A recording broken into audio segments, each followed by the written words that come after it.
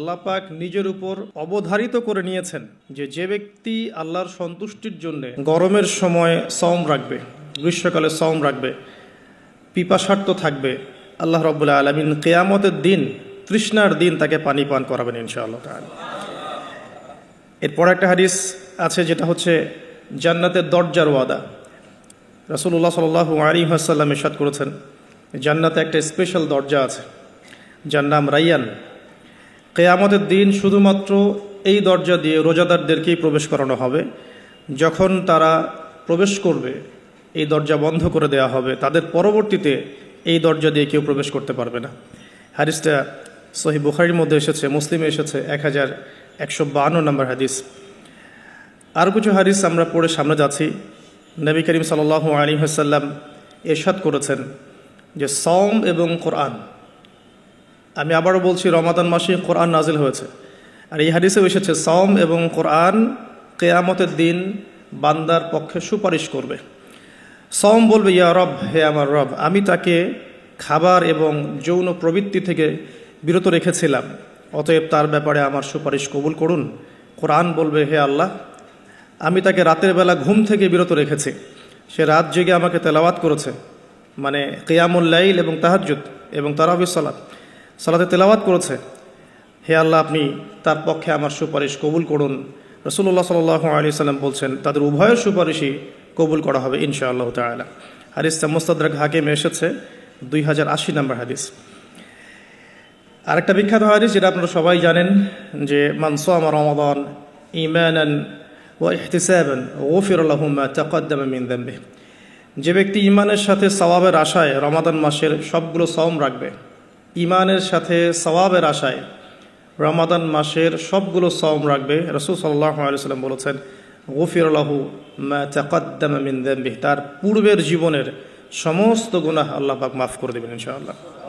অন্য হাদিসে এসেছে, যে ব্যক্তি রমাদান মাসের সওম রাখবে দিনের বেলা এবং রাতের বেলা কিয়ামুল লাইল করবে বা তারাবির নামাজ পড়বে বা তাহাজ্জুদ আদায় করবে, গুফিরা লাহু মা তাকদ্দামা মিন যামবিহি, তার পূর্বের সমস্ত গুনাহ আল্লাহ পাক মাফ করে দিবেন। রোজাদারের আনন্দের মুহূর্ত সম্পর্কে হাদিসে এসেছে যে আবু হুরায়রা রাদিয়াল্লাহু আনহু থেকে বর্ণিত আছে, নবী করিম সাল্লাল্লাহু আলাইহি ওয়াসাল্লাম বলেছেন যে রোজাদারের জন্য দুটা আনন্দের মুহূর্ত আছে যখন সে আনন্দিত হবে। তার প্রথমটা হচ্ছে যখন সে ইফতার করে, এবং দ্বিতীয়টা হচ্ছে যখন সে তার রবের সাথে সাক্ষাৎ করবে, মিলিত হবে। এই দুটো সময়ে আল্লাহ রাব্বুল আলামিন তাকে আনন্দিত করে দিবেন ইনশাআল্লাহ তাআলা। অন্য বর্ণনা এসেছে যে যখন সে আল্লাহর সাথে মিলিত হবে বা আল্লাহর সাথে সাক্ষাৎ করবে কিয়ামতের দিন, আল্লাহ পাক তাকে এত পুরস্কার দিবেন যাতে সে আনন্দিত হয়ে যাবে ইনশাআল্লাহ আযজা ওয়া জাল। হাদিসটা বুখারীতে এসেছে 1904 নম্বর হাদিসে। আরেকটা হাদিস কোট করেছি আমি, সেটা হচ্ছে হযরত আব্দুল্লাহ বিন আমর রাদিয়াল্লাহু আনহু থেকে বর্ণিত আছে, রাসূলুল্লাহ সাল্লাল্লাহু আলাইহি ওয়াসাল্লাম ইরশাদ করেছেন যে ইফতার করার সময় যখন সায়েম ব্যক্তি ইফতার করবে, ইফতার করার সময় সে যেন দোয়া করে, ইফতার করার সময় সে যেন দোয়া করে, কারণ তখনকার দোয়া ফেরত দেয়া হয় না, অর্থাৎ দোয়া কবুল হবে রোজাদারের ইনশাআল্লাহ আযজা ওয়া জাল। আর এই হাদিসটা আমি এবারই প্রথম পেয়েছি, আগে আমি এই টপিক নিয়ে কথা বলার সময় হাদিসটা কোট করিনি কখনো। আমার কাছে মনে হলো যে হাদিসটা শেয়ার করা দরকার। হাদিসটা এসেছে মুসনাদ আহমদের মধ্যে 23,070 নম্বর হাদিস, যে হযরত আব্দুল্লাহ ইবনে আব্বাস রাদিয়াল্লাহু আনহু থেকে বর্ণিত আছে, রাসূলুল্লাহ সাল্লাল্লাহু আলাইহি ওয়াসাল্লাম ইরশাদ করেছেন যে মাসের 3টা সওম, এক মাসের 3টা সওম আমরা যেটা রাখি, মাসিক 3টা সওম আইয়ামে বীজের, এবং বছরের এক মাসের সওম অর্থাৎ রমাদান মাসের সওম, এই দুটো কাজ মানুষের অন্তরের রোগ, মনের যে রোগগুলো আছে, স্পেশালি এখানে লেখা আছে মনের রোগের মধ্যে স্পেশালি হিংসা বিদ্বেষ দূর করে দেয়, যেটা এখনকার জেনারেশনের জন্য খুব বেশি ইম্পর্টেন্ট। কারণ আমরা এই বিষয়টাই দেখি, শয়তান যেন হিংসা বিদ্বেষ মুসলিমদের কাছেই বিক্রি করেছে, ব্যাপারটা এখন এমনটাই দেখা যাচ্ছে। আল্লাহ পাক আমাদেরকে বোঝার তৌফিক দান করুন, আমিন। এবং সবশেষে আবু উমামা রাদিয়াল্লাহু আনহু থেকে বর্ণিত আছে যে তিনি বলছেন যে আমি রাসূল সাল্লাল্লাহু আলাইহি ওয়াসাল্লামকে গিয়ে বললাম যে হে ইয়া রাসূলুল্লাহ সাল্লাল্লাহু আলাইহি ওয়াসাল্লাম, আমাকে এমন একটা কাজের কথা বলে দিন যেই কাজটা করলে আমি নাজাত পেয়ে যাব বা আমি জান্নাতে চলে যাব ইনশাআল্লাহ, আমি পুরস্কার পাবো ইনশাআল্লাহ, জাহান্নাম থেকে বাঁচবো। নবী করিম সাল্লাল্লাহু আলাইহি ওয়াসাল্লাম বললেন, তুমি সওম রাখো, কেননা এর চেয়ে তুলনীয় কোনো আমল নেই। তিনি বলছেন, আমি আবারও জিজ্ঞাসা করলাম, আর কি করবো ইয়া রাসূলুল্লাহ? তিনি বললেন, তুমি সওম রাখো, এর সমতুল্য কিছু নেই। তিনি বলছেন, আমি আবারও বললাম ইয়া রাসূলুল্লাহ, এরপর আমি কি করব? তিনি বলছেন, তুমি সওম রাখো, এর সমতুল্য কোনো আমল নেই। আল্লাহ পাক আমাদেরকে হাদিসগুলো বোঝার তৌফিক দান করুন, আমিন।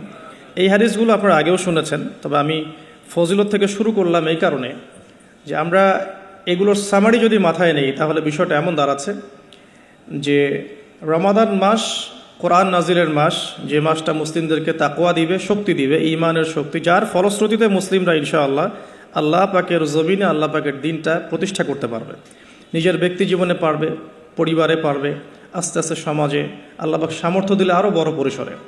এর জন্য যে তাকওয়ার দরকার, যে শক্তির দরকার এবং যে কিতাবের দরকার, তিনটা বিষয় রমাদান মাসের সাথে সম্পৃক্ত। এর ফজিলত সম্পর্কে আমরা জানলাম যে আমরা যদি আল্লাহর সন্তুষ্টির জন্য এই পুরো মাস সওম রাখি ঈমানের সাথে, আল্লাহ পাক পূর্বের সমস্ত গুনাহ মাফ করে দিবেন। আমরা জানলাম রোজাদারের মুখের গন্ধ আল্লাহর কাছে মিশক আম্বরের চেয়ে বেশি প্রিয়। আমরা জেনেছি এই মাসে কোরআন নাজিল হয়েছে। আমরা জেনেছি রোজাদারদেরকে রাইয়ান নামক দরজায় প্রবেশ করানো হবে। নবী করিম সাল্লাল্লাহু আলাইহি ওয়াসাল্লাম স্পেশালি নসিহত করছেন, তুমি সওম রাখো, এর চেয়ে সমতুল্য কোনো আমল নেই। এটা আমাদের হিংসা বিদ্বেষও দূর করবে। এরকম অসীম ফজিলতপূর্ণ এই মাসে কিভাবে আমরা এটাকে ইফেক্টিভ রমাদান হিসেবে কাটাতে পারি, এটাই চ্যালেঞ্জ। এবং আমার টপিকটা এটাই। আমি এতক্ষণ যে কথাগুলো বলেছি এগুলো শুধু ভূমিকা। আমি মূল জায়গায় এখন যাচ্ছি যে কিভাবে আপনি এবং আমি রমাদান মাসের এই পুরো সময়টাকে ইফেক্টিভলি কাজে লাগাতে পারবো, যাতে করে এই উদ্দেশ্যগুলো অ্যাচিভ করা যায়। উদ্দেশ্যগুলো মাথায় রাখবো। ওই ব্যক্তি হতভাগা যে ব্যক্তি রমাদান মাসকে পেয়েছে কিন্তু গুনাহ মাফ করাতে পারে নাই, এই হাদিসটা মাথায় রাখবো। আর ফজিলতের হাদিসগুলো মাথায় রাখবো। কিয়ামুল লাইলের ফজিলত, রমাদানের সওম রাখার ফজিলত, রাইয়ান নামক দরজা, জান্নাতের উঁচু মাকাম, আল্লাহর কাছে সুপারিশ করা, এগুলো মাথায় রাখছি।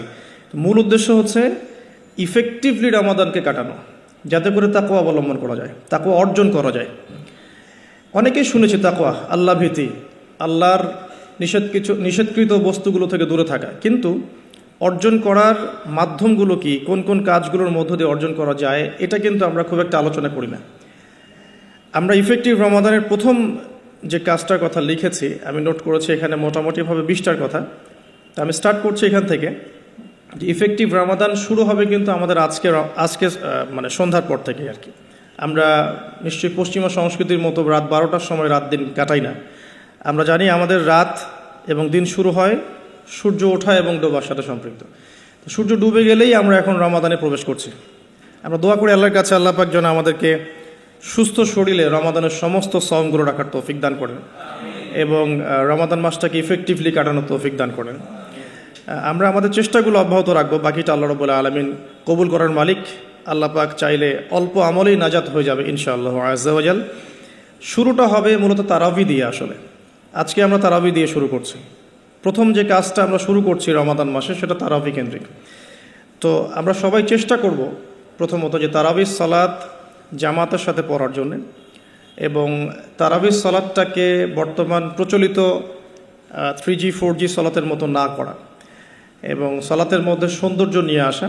আমরা যেটা করি রমাদান মাসে, ফেসবুক, ইউটিউবিং বা লেকচারগুলো সবখানে একটা বিষয় কমন উঠে আসে, সেটা হচ্ছে 8 রাকাত না 20 রাকাত, যেটা নিয়ে আমি কোনো কথা কখনোই বলবো না ইনশাল্লাহ। অ্যাটলিস্ট আমার পক্ষ থেকে এরকম কোনো কথা আপনারা শুনবেন না। আমরা এখানে একটা শব্দ ব্যবহার করতে চাই, সেটা হচ্ছে নামাজের কোয়ালিটি। আপনি 8 রাকাতই পড়েন আর 20 রাকাতই পড়েন, আমি বলবো যে নামাজের কোয়ালিটিটা কেমন হয়েছে। কোয়ান্টিটি নিয়ে আমার কোনো মাথা ব্যথা নাই। নবী করিম সাল্লাল্লাহু আলাইহি ওয়াসাল্লামের যে 8 রাকাতের হাদিসটা আনা হয়েছে, 8 রাকাত বা 11 রাকাতের হাদিসটা সহিহ বুখারী থেকে আয়েশা রাদিয়াল্লাহু আনহার উদ্ধৃতি দিয়ে, সেই নামাজের সৌন্দর্য সম্পর্কেও কিন্তু কথা এসেছে। আয়েশা রাদিয়াল্লাহু আনহা বলেছেন, তুমি আমাকে সেই নামাজের সৌন্দর্য সম্পর্কে জিজ্ঞেস করো না। হাদিসের কথাটা কিন্তু এমন ছিল, তুমি আমাকে, রাবিকে আয়েশা রাদিয়াল্লাহু আনহা বলছেন, তুমি আমাকে এই নামাজের সৌন্দর্য সম্পর্কে জিজ্ঞেস করো না। তিনি কিয়াম করলেন, প্রথম রাকাতেই 1 পারা 2 পারা 2.5 পারা কোরআন পড়ে ফেললেন এবং রুকু করলেন। রুকুতে ততক্ষণ থাকলেন যতক্ষণ তিনি কিয়ামে ছিলেন। রুকু থেকে উঠে ততক্ষণ দাঁড়িয়ে থাকলেন যতক্ষণ রুকুতে ছিলেন। সিজদায় গিয়ে ততক্ষণ থাকলেন যতক্ষণ তিনি দাঁড়িয়েছিলেন। তার পা ফুলে যেত। আমরা রাকাত সংখ্যা নিয়ে ঝগড়া করি, কিন্তু তিনি অল্প রাকাত নামাজের যে দলিল, সেখান থেকে আমরা কোয়ালিটি নিয়ে কথা বলি না। আদৌ কি আমরা এভাবে 8 রাকাত নামাজ পড়ছি যেভাবে রাসূলুল্লাহ সাল্লাল্লাহু আলাইহি ওয়াসাল্লাম পড়েছেন? তো তো রাকাত সংখ্যাটা বড় কথা নয়, বড় কথাটা হচ্ছে যে আমাদের নামাজের কোয়ালিটিটা কতটুকু হচ্ছে, নামাজের ধীর স্থিরতা কতটুকু হচ্ছে, কতটুকু কোরআন তেলাওয়াত করছে, রুকু সিজদা কত লম্বা করছে। আমি জানি এখানে আমরা তার মতো করে করতে পারবো না, এটা আমি জানি, কিন্তু কিছু পরিবর্তন আমরা আনতে পারি। আমি প্র্যাকটিক্যাল সেই কথাগুলো বলবো ইনশাআল্লাহ। যেমন নর্মালি আমরা নামাজ দাঁড়িয়ে হয়তো সূরা ফাতিহা পড়ি, সূরা ফাতিহা পড়ার পরে আমরা একটা সূরা মিলিয়ে পড়ি। আমরা রমাদান মাসের সওমে একটা সূরার জায়গায় আরও কয়েকটা সূরা মিলিয়ে পড়তে পারি। আপনার কিয়ামটা কিন্তু লম্বা হবে। হয়তো আপনি হাফেজ নন, কিন্তু আপনি চাইলে কিন্তু কয়েকটা ছোট ছোট সূরা একসাথে পড়তে পারেন, যাতে করে আপনার টাইমটা কিন্তু লম্বা হচ্ছে, আপনার কিয়ামটা লম্বা হচ্ছে। এবার আপনি রুকু করছেন, রুকুতে গিয়ে আমরা সাধারণত একটা তাসবিহ পড়ে ফেলি, সুবহান রাব্বিয়াল আযীম, সবাই এটাই পড়ি, ম্যাক্সিমাম মানুষ 3 বার পড়ে আমার জানা মতে। রমজান মাসে আপনি এটাকে সৌন্দর্যমণ্ডিত করতে পারেন, আপনি চাইলে আরও একটা তাসবিহ অ্যাড করতে পারেন, সুবহানাকা আল্লাহুম্মা রাব্বানা ওয়া বিহামদিকা আল্লাহুম্মা গফিরলি, এটা একটা তাসবিহ আছে। অথবা সুবহুন কুদ্দুসুন রব্বুল মালাইকাতি ওয়ার রূহ, এটা অ্যাড করতে পারেন। আপনি কিন্তু আরও এক্সট্রা 2টা তাসবিহ অ্যাড করলেন, আপনার রুকুটা লম্বা হলো, নামাজটার মধ্যে সৌন্দর্য বাড়লো। আমরা উঠে দাঁড়িয়ে অনেক সময় সামি আল্লাহু লিমান হামিদা বলেই আমরা চলে যাই সিজদায়।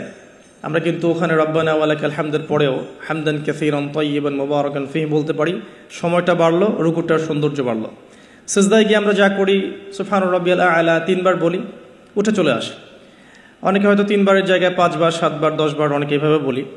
কিন্তু আমরা এই রমজান মাস থেকে নিয়াত করতে পারি, চেষ্টা করতে পারি যে সিজদায় গিয়ে আমরা একাধিক তাসবিহ পড়লাম এবং কমপক্ষে 1-2টা দোয়া হলেও সিজদায় করলাম। আল্লাহুম্মা আতিনা ফিদ দুনিয়া হাসানা ওয়া ফিল আখিরাতি হাসানা ওয়া কিনা আযাবান নার। এই দোয়াটা জানে না এমন কোনো মানুষ কিন্তু নাই। আর নবী সাল্লাল্লাহু আলাইহি ওয়াসাল্লাম বলেছেন, সিজদায় মানুষ আল্লাহর এত কাছে থাকে যত কাছে সে কখনোই থাকতে পারবে না। তো আমরা সিজদায় দোয়া করলে সিজদার সময়টা বাড়লো, নামাজের সৌন্দর্য বাড়লো। আমরা নবী সাল্লাল্লাহু আলাইহি ওয়াসাল্লামের মতো পা ফলানো নামাজ না পড়তে পারলেও অ্যাটলিস্ট নামাজের টাইমটা বাড়াতে পারলাম, সৌন্দর্য বাড়লো। এটাই হচ্ছে কিন্তু মূল বিষয় তারাবির সালাতের। কত লম্বা সময় ধরে আমি আল্লাহর সাথে কথোপকথন করতে পারি। আমরা তাশাহুদ দরুদের পরে দোয়া মাসুরা পড়ে অনেকে সালাম ফিরিয়ে ফেলি। এখানে কিন্তু আরও দোয়া করার সুযোগ আছে। স্পেশাল আল্লাহুম্মা ইন্নী আউযু বিকা মিন আযাবিল কবরি ওয়া আযাবি জাহান্নাম ওয়া মিন ফিতনাতিল মাহইয়া ওয়াল মামাত ওয়া মিন শাররি ফিতনাতিল মাসিহিদ দাজ্জাল। এই দোয়া কিন্তু করার কথা জোরভাবে হাদিসে এসেছে, তোমরা 4টা বিষয় থেকে আশ্রয় চাও। এছাড়াও কিন্তু আপনি সালাম ফেরানোর আগে যে কোনো দোয়াই করতে পারছেন কোরআন এবং সুন্নাহ থেকে। নামাজটা লম্বা হলো, নামাজে আপনি আল্লাহর সাথে বেশি কথা বলতে পারলেন, নামাজের মধ্যে প্রশান্তি পাওয়া গেল। এভাবে নামাজ পড়ার পরে দেখবেন 2 রাকাত নামাজ পড়লে আপনার মনের মধ্যে শান্তি চলে আসছে। অথচ 3G 4G স্পিডে আপনি 10 রাকাত 20 রাকাত নামাজ পড়লে কিন্তু মনের মধ্যে শান্তি পাচ্ছেন না। মূল বিষয়টা কিন্তু এই জায়গায়। তো প্রথমে স্টার্টটা হবে আমাদের তারাবি থেকে আজকে। আর তারাবির সালাত যে ইমাম পড়াবেন, আমি অবশ্যই রিকোয়েস্ট করব তিনি যেন খতমই পড়ান। কারণ রমজান মাসে যদি কোরআন খতম না দিই তাহলে আমরা কোন মাসে কোরআন খতম দিব? এবং খতম দিতে হবে বলেই যে খুব জোরে তেলাওয়াত করতে হবে 5G স্পিডে, যাতে কেরাত কি করা হচ্ছে ইমাম সাহেবও বুঝতে পারছেন না, মুক্তাদিও বুঝছেন না। এখানে নামাজে কোরআনের হকটা ঠিকমতো আদায় হয় না। একটু ধীর স্থিরভাবে পড়া যেতে পারে। আমরা হয়তো প্রত্যেকটা আয়াতের শেষে ওয়াকফ করতে পারছি না, যেটা নবী সাল্লাল্লাহু আলাইহি ওয়াসাল্লামের সুন্নাহ ছিল। নবী করিম সাল্লাল্লাহু আলাইহি ওয়াসাল্লাম কিন্তু প্রত্যেকটা আয়াতের শেষে ওয়াকফ করতেন, থামতেন, থেমে থেমে তিনি তেলাওয়াত করতেন। হয়তো আমরা সেটা করতে পারি না, কিন্তু আমরা চেষ্টা করতে পারি তেলাওয়াতটার টেম্পোটা যেন কমে যায়, যাতে করে 2 রাকাত নামাজ পড়তে মিনিমাম 5 থেকে 8 মিনিট সময় লাগে। এই নামাজটা পড়লে আমরা মোটামুটিভাবে কিছুটা হলেও হক আদায় করতে পারবো ইনশাআল্লাহ। আমি কিছু প্র্যাকটিক্যাল কথা বলছি, কারণ প্র্যাকটিক্যালি দেখে দেখে আমার কাছে এগুলো মনে হয়েছে, এই টিপসগুলো হয়তো বা এগুলো কাজে দেবে ইনশাআল্লাহ। এছাড়াও আমরা জামাতের সাথে নামাজ পড়ার পর আমরা যেটা করতে পারি সেটা হলো শেষ রাত্রে আমরা আবারও ওঠার অভ্যাস করতে পারি। আমরা যদি আর্লি ঘুমিয়ে যাই, এবং রমাদান মাসে আমাদের এটা অভ্যাস করতে হবে, আমরা যেন আর্লি ঘুমাই। আর্লি যদি ঘুমিয়ে যাই আমরা শেষ রাত্রে ইনশাআল্লাহ সাহারি করার মিনিমাম 1 ঘন্টা 1.5 ঘন্টা আগে যদি উঠতে পারি, শেষ রাতে গিয়ে আমরা আবারও কিন্তু 2-4 রাকাত 8-10 রাকাত নামাজ পড়তে পারবো ইনশাআল্লাহ, এবং পরিবারের সদস্যদেরকে ওঠাতে পারবো। আর এই সময়টা সেই সময় যে সময় আল্লাহ রাব্বুল আলামিন প্রথম আসমানে নেমে আসেন এবং বান্দার জন্য আহ্বান করতে থাকেন, কে আছো আমার কাছে কিছু চাইবে আমি তোমাকে তা দেব, কে আছো আমাকে ডাকবে আমি তোমার ডাকে সাড়া দেব, কে আছো আমার কাছে ইস্তেগফার করবে আমি তোমার গুনাহগুলোকে মাফ করে দেব। তো শেষ রাত্রে দোয়া কবুল হয়। দোয়া কবুলের এই সময়টাতে আমরা যেন ঘুমিয়ে না কাটাই, মিনিমাম 1 ঘন্টা আগে আমরা ওঠার চেষ্টা করব শেষ রাত্রে। তাহলে ওই সময়টা আমরা ইনশাআল্লাহ তাআলা ইবাদতে কাটাতে পারবো। আল্লাহ পাক তৌফিক দান করুন, আমিন। তো আমরা রমাদানের স্টার্টটা করব আজকের তারাবি থেকে, এবং আজকের রাতের আপনার লাস্ট শেষ রাত্রে কিছু নামাজের মধ্য দিয়ে, যেটাকে অনেকে তাহাজ্জুদ বলে থাকেন। আর এরপরে আমরা যে বিষয়গুলোর দিকে ফোকাস করব সেটা হচ্ছে সাহরি এবং ইফতার। যেহেতু আমরা শুরু করছি তারাবি দিয়ে, তারপর ঘুমাচ্ছি, ঘুম থেকে উঠে আবার তাহাজ্জুদে উঠছি, তাহাজ্জুদের নামাজ পড়ার পর আমরা কিন্তু সাহরি করব। সাহরি আর ইফতার দুটাকে আমি একসাথে লিখেছি এই কারণে, এই দুটার মূল মেসেজ একটাই। রমজান মাসে আমাদেরকে নিয়াত করতে হবে এবং চেষ্টা করতে হবে সাহরি এবং ইফতারে যেন খুব বেশি না খাই। প্রথম কথা হচ্ছে এটা, সাহরি এবং ইফতারে এত বেশি খাওয়া যাবে না যেটা আপনার সওমের আধ্যাত্মিকত্ব নষ্ট করে ফেলবে। সওমের যে রুহানিয়াত বা আধ্যাত্মিকত্ব আছে এটা বেশি খেলে নষ্ট হয়ে যাবে, বেশি ঘুমালে নষ্ট হয়ে যাবে, বেশি কথা বললে নষ্ট হয়ে যাবে, আড্ডা পিটালে, গল্প করলে, অনলাইনের সময় অপচয় করলে বা অন্যান্য মুভিজগুলো দেখলে আপনার রমাদানের নূর কিন্তু নষ্ট হয়ে যাবে। বেশি খাওয়ার অভ্যাসটা ত্যাগ করতে হবে রমাদান মাস থেকেই। আমরা কিছু কিছু বিধান দেখেছি যেটা কোরআন এবং হাদিসে আছে, বাস্তবিক খুব একটা আমল আসলে নাই। তার মধ্যে অন্যতম একটা হচ্ছে খাওয়ার সুন্নত। খাওয়ার সুন্নত আমাদের সবার মধ্যে খুব একটা নাই, থাকলে আমাদের ফিটনেসগুলো এমন হতো না আসলে। খেয়াল করে দেখবেন এই 8 তলা উঠতে কিন্তু অনেকে হাবাই গেছেন। তো এই ফিটনেসগুলো কিন্তু আমাদের ক্ষতি করছে, আমরা বুঝতে পারছি না। আমি রমাদান মাসে রিকোয়েস্ট করবো বেশি খাবেন না, পেটের 3 ভাগের 1 ভাগ খাবেন এবং কোনোভাবেই কোনো ম্যানুফ্যাকচার্ড খাবার খাবেন না। কোনো ম্যানুফ্যাকচার্ড ফুড আপনার শরীরের ভিতরে ঢুকতে দিবেন না। ম্যানুফ্যাকচার্ড বলতে বোঝাচ্ছি মানুষ যেগুলোকে প্রডিউস করে মার্কেটিং করছে, যেগুলোর মধ্যে সাইড ইফেক্ট আছে এবং যেগুলোর মধ্যে মানে পুষ্টি উপাদান কম। বাসায় হোমমেড ফুড খাবেন। অনেক সময় দেখা যায় সাহরি এবং ইফতারে আমরা এত বেশি ভোজন রসিক হয়ে পড়ি যে আমরা তারাবির নামাজ ঠিক মতো পড়তে পারি না, অসুস্থ হয়ে যাই, পেট খারাপ হয়ে যায়। এই জন্য বাসার নর্মাল কমন খাবারগুলো খাবেন এবং এই সিজনে বেশি বেশি মানে জুসি জিনিসগুলো খাওয়ার চেষ্টা করতে হবে স্পেশালি, তাহলে আমরা ফিজিক্যালি ফিট থাকবো ইনশাআল্লাহ। আর শরীর সুস্থ রাখতে হবে এই কারণে যাতে করে আমরা আল্লাহর ইবাদত বেশি বেশি করতে পারি। তো আল্লাহ পাক আমাদের সবাইকে খাবার নিয়ন্ত্রণ করার তৌফিক দান করুন। আর যে ব্যক্তি খাবারকে নিয়ন্ত্রণ করতে পারে না সে কিন্তু প্রবৃত্তিকে নিয়ন্ত্রণ করতে পারবে না। একজনের সামনে অনেকগুলো খাবার এনে দেন, তার খাওয়ার স্টাইলটা দেখে আপনি গেস করতে পারবেন তার ভিতরে প্রবৃত্তি নিয়ন্ত্রণের ক্ষমতা কতটুকু। তার খাবারের স্টাইলটা দেখবেন কীভাবে সে খাচ্ছে, সে কি গোগ্রাসে খাচ্ছে নাকি রিল্যাক্সে খাচ্ছে, খাবার দেখে কি তার মধ্যে মানে লোলুপতা প্রকাশ পাচ্ছে, তাহলে বুঝবেন সে ব্যক্তি প্রবৃত্তিকে নিয়ন্ত্রণ করতে পারবে না। এই বিষয়টা খেয়াল রাখবেন। আমরা খাবার যত বেশি প্রডিউস করব তত বেশি আমাদের মা বোনদেরকে রান্না করা থাকতে হবে। এতে করে তাদেরও রোজার যে মাহাত্ম্য এবং রোজার যে রুহানিয়াত তারাও হারাবে, সময়ের অপচয় হবে, তাদের প্রতি ওয়ান কাইন্ড অফ জুলুম করা হবে। যদি 2-3টা আইটেমে আমার খাবার হয়ে যায়, 10টা আইটেম করার কোনো প্রয়োজন নাই। সো ম্যানুফ্যাকচার্ড খাবার আমরা বাদ দিব, ম্যানুফ্যাকচার্ড ড্রিঙ্কস বাদ দিব এবং হোমমেড খাবারগুলো থেকে অভ্যস্ত হবে ইনশাআল্লাহ। আল্লাহ পাক তৌফিক দান করুন, আমিন। এবং রমাদান মাসে আমরা যেগুলো করার নিয়াত করছি এগুলোকে সারা বছর কিন্তু ধরে রাখতে হবে আর কি। আল্লাহ রাব্বুল আলামিন আমাদেরকে তৌফিক এনায়েত করুন, আমিন। তো তারাবি, তাহাজ্জুদ এবং খাবারের পরে ইফতারের কথাটা একটু অ্যাড করে দিই যে ইফতারে এত বেশি খাবেন না যাতে করে তারাবির নামাজটা আপনি পড়তে না পারেন। ইফতারে নবী সাল্লাল্লাহু আলাইহি ওয়াসাল্লাম যে খাবারগুলো খেতেন সেই সুন্নাহ সম্মত খাবারগুলো খাওয়ার চেষ্টা করবেন ইনশাআল্লাহ। আল্লাহ পাক তৌফিক দান করুন। এরপরে আমি যে কয়েকটা পয়েন্টস লিখেছি তার মধ্যে একটা হচ্ছে যে রমাদান মাসে সম রাখা অবস্থায় প্রথম কাজ আমাদের 5 ওয়াক্ত সালাত জামাতে পড়া। সারা বছর কি করেছি তো এই রমাদান মাস থেকে নিয়াত করতে হবে যে 5 ওয়াক্ত সালাত যেন জামাত না ছুটে যায়। এটা যারা লোকাল তাদের জন্য খুব প্রযোজ্য, যারা মুসাফির তাদের হয়তো ছুটতে পারে। যদি ছুটেও যায় একা একা পড়ে ফেলতে হবে। যদি সম্ভব হয় বাসায় জামাত করা যেতে পারে যদি ছুটে যায়। রমাদান মাসে 5 ওয়াক্ত সালাত জামাতে পড়লে অন্যান্য মাসের যে নেকি তার চেয়ে মিনিমাম 70 গুণ নেকি বেশি হবে ইনশাআল্লাহ।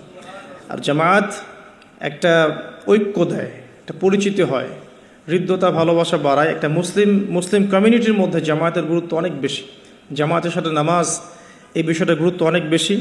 আমরা রমজান মাসে অ্যাটলিস্ট এই মাসে অভ্যস্ত হই যাতে করে আমাদের রমাদানের 5 ওয়াক্ত সালাত জামাতটা ছুটে না যায়। আল্লাহ পাক তৌফিক দান করুন, আমিন। স্পেশালি ফজরের সালাত এবং এশার সালাত এই দুটো জামাত যেন কোনোভাবেই না ছুটে যায়। আল্লাহ পাক আমাদেরকে তৌফিক এনায়েত করুন, আমিন। ফরজগুলো আদায়ের পাশাপাশি এরপরে আমি নোট করেছি রমাদান মাসে ডেইলি 12 রাকাত সুন্নাহ আদায় করার চেষ্টা করা উচিত। আমরা অনেক সময় দেখা যায় ফরজ নামাজগুলো পড়ি, সুন্নত নামাজগুলো তো অনেক সময় গাফলতি হয়ে যায়, মিস হয়ে যায়। রমাদান মাসে ফরজকে যতটা গুরুত্ব দিচ্ছি সুন্নাহকেও ততটা গুরুত্ব দেওয়া উচিত, কারণ এই মাসে একটা নফল আপনাকে সুন্নার নেকি দিয়ে দিবে, একটা সুন্নাহ আপনাকে ফরজের নেকি দিয়ে দিবে ইনশাআল্লাহ। তো 12 রাকাত সুন্নাহ এই কারণে বলেছি, কারণ এটা সহজ সাধ্য এবং সবাই করতে পারবে ইনশাআল্লাহ। ফজরের আগের 2 রাকাত সুন্নাহ, জোহরের পূর্বে 4, পরে 2,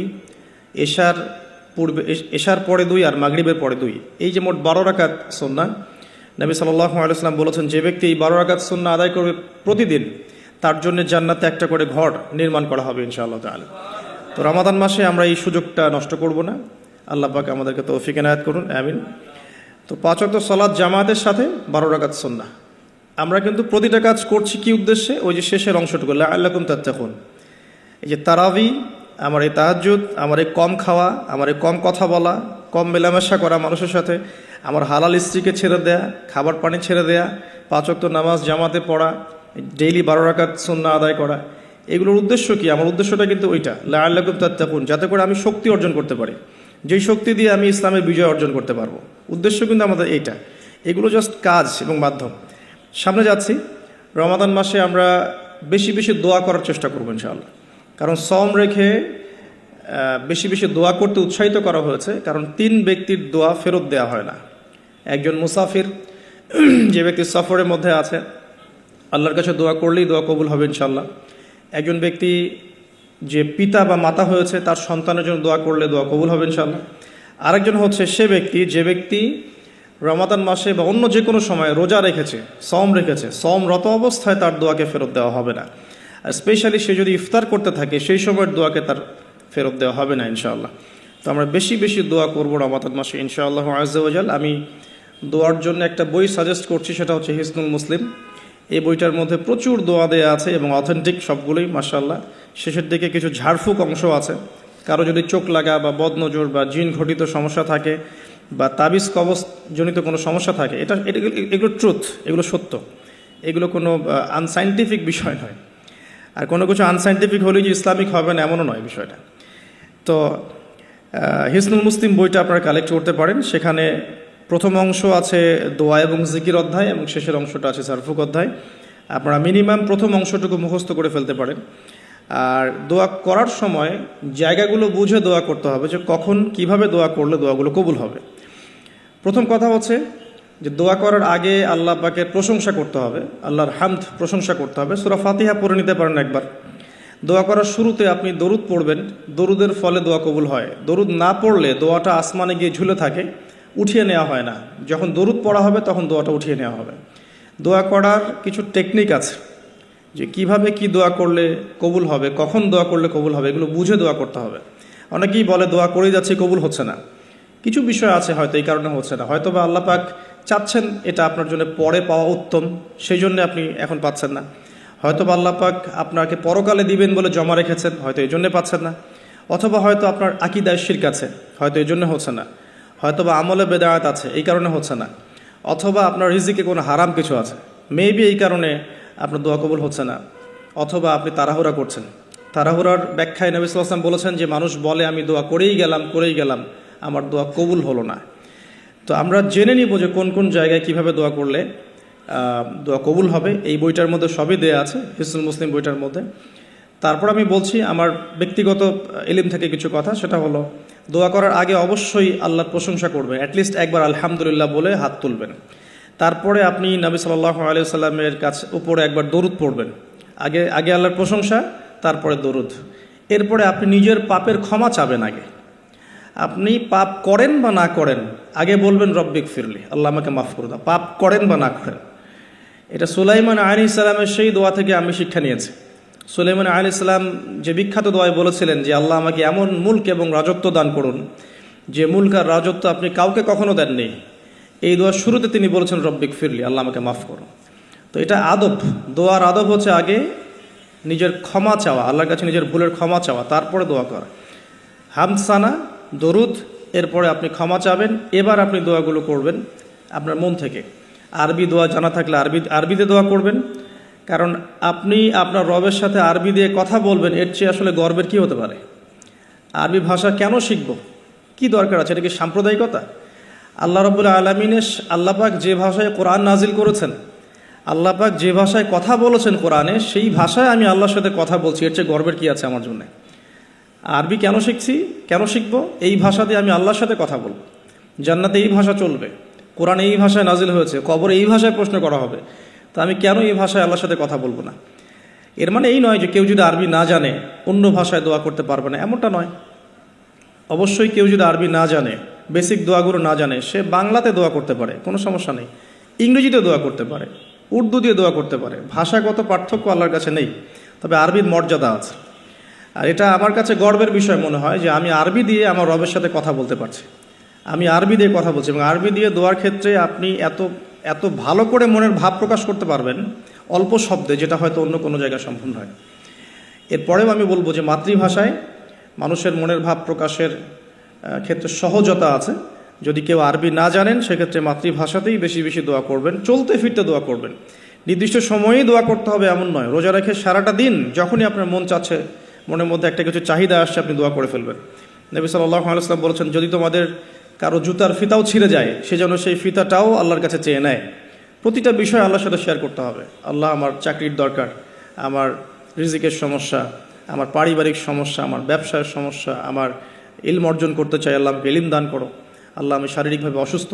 বিভিন্ন রকম সমস্যা আমরা জর্জরিত আছি। প্রত্যেক মানুষের কোনো না কোনো সমস্যা আছে। সমস্যা থাক বা না থাক, দোয়া করতেই থাকতে হবে। যে ব্যক্তি সুখের সময় বেশি বেশি দোয়া করে, আল্লাহ পাক দুঃখের সময় তার দোয়া বেশি কবুল করেন, এমনটা হাদিস এসেছে। যে ব্যক্তি সুখের সময় ভালো আছে, এখন আমার ফিজিক্যাল আমি ফিট, এখন আমি আল্লাহ পাকের অসীম নিয়ামতের মধ্যে আছি, বাড়ি গাড়ি টাকা করি, আত্মীয় স্বজন, স্ত্রী সন্তান সবই আছে, আমার কোনো কিছুর অভাব নাই। এরকম সুখের সময় যে ব্যক্তি বেশি বেশি দোয়া করবে, ইস্তেগফার করবে, ক্ষমা চাবে, আল্লাহ পাক দুঃখের সময় সেই বান্দার পাশে থাকবেন ইনশাআল্লাহ। আর সবচেয়ে বড় দুঃখের দিন তো কিয়ামতের দিন। আল্লাহ পাক সেদিন ইনশাআল্লাহ আমাদের সাথে থাকবেন ইনশাআল্লাহ তাআলা। দোয়ার আগে এই আদবগুলো মেনটেন করবেন। বাংলা ভাষায় দোয়া করেন যদি আরবি না জানেন। আর আরবি জানার দিকে আমি বেশি জোর দিচ্ছি, আরবি জানলে বেশি ভালো হয়। হিসনুল মুসলিম বইটা সাজেস্ট করলাম।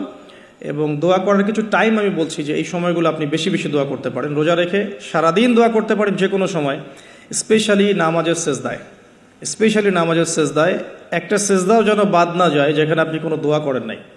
অ্যাটলিস্ট আপনি কিন্তু সেজদায় তাসবিহ পড়েই বলতে পারেন, আল্লাহুম্মা আতিনা ফিদ দুনিয়া হাসানা ওয়া ফিল আখিরাতি হাসানা ওয়া কিনা আযাবান নার, আল্লাহুম্মা আইন্নি আলা যিকরিকা ওয়া শুকরিকা ওয়া হুসনি ইবাদাতিক। যে কোনো দোয়া, আল্লাহুম্মা আনতাস সালাম ওয়া মিনকাস সালাম ফাহাইয়িনা রাব্বিনা বিস সালাম, আল্লাহুম্মা ইন্নী আসআলুকাল হুদা ওয়াত তুকা ওয়াল আফাফা ওয়াল গিনা। কত দোয়া আছে। রব্বি হাবলি মিনাস সালিহিন, আল্লাহুম্মা রব্বানা আতিনা ফিদ দুনিয়া হাসানা ওয়া ফিল আখিরাতি হাসানা ওয়া কিনা আযাবান নার, রব্বিরহামহুমা কামা রাব্বায়ানি সগীরা, রব্বানা আতিনা মিন লাদুনকা রাহমা ওয়া হাইয়্যি লানা মিন আমরিনা রাশাদা। প্রচুর দোয়া আছে, দোয়ার উপরে সেশন করা যাবে।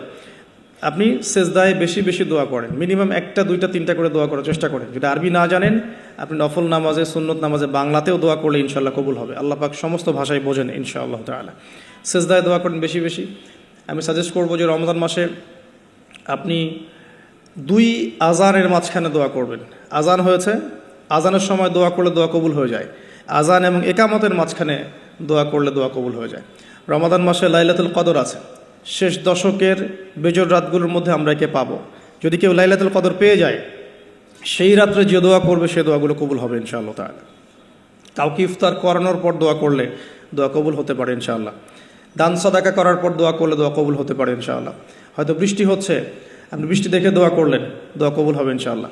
দোয়া কবুলের অনেক সময় আছে, অনেক মুহূর্ত আছে, অনেক আদব আছে। এগুলো আমি সাজেস্ট করে দিয়েছি। বইটার নাম হিসনুল মুসলিম। এই বইয়ের মধ্যে সব কিছু লেখা আছে, আপনারা একটু পড়ে নেবেন। আমি এখানে বেশি টাইম দিলে পরেরগুলো কভার করতে পারবো না। আল্লাহ পাক আমাদেরকে বেশি বেশি দোয়া করার তৌফিক দান করুন, আমিন। আর এরপরে রমাদান মাসের সওম রেখে আমরা বেশি বেশি জিকির করতে চেষ্টা করব। জিকির বলতে কি বোঝাচ্ছে? আল্লাহ রাব্বুল আলামিন তাকে ডাকার জন্যে, তাকে স্মরণ করার জন্যে যে বিষয়গুলো মাধ্যম হিসেবে দিয়েছেন, এগুলো প্রত্যেকটাই কিন্তু জিকির। সলাতও এক প্রকার জিকির, আমাদের কোরআন তেলাওয়াতও এক প্রকার জিকির। আমরা এইখানে জিকির বলতে যা বোঝাচ্ছি সেটা হচ্ছে ডেইলি কিছু জিকির আমরা করি, যেগুলোর মধ্য দিয়ে আমরা আমাদের জিহ্বাকে তরতাজা রাখবো, সিক্ত রাখবো। আমরা সবসময় আজে বাজে কথা বলার চাইতে এই কোরআনের কথা, হাদিসের কথা বা আল্লাহ পাকের তাসবিহ তাহলিল, এগুলো তো অভ্যস্ত হলে পরে দেখবেন রমাদানের সওমের আধ্যাত্মিকত্ব বাড়ছে ইনশাআল্লাহ। এটা আপনি প্রমাণিত যে আপনি 1 ঘন্টা অহেতুক কথাবার্তা বলেন কারোর সাথে, আপনার মনের নূরগুলো নষ্ট হয়ে যাবে।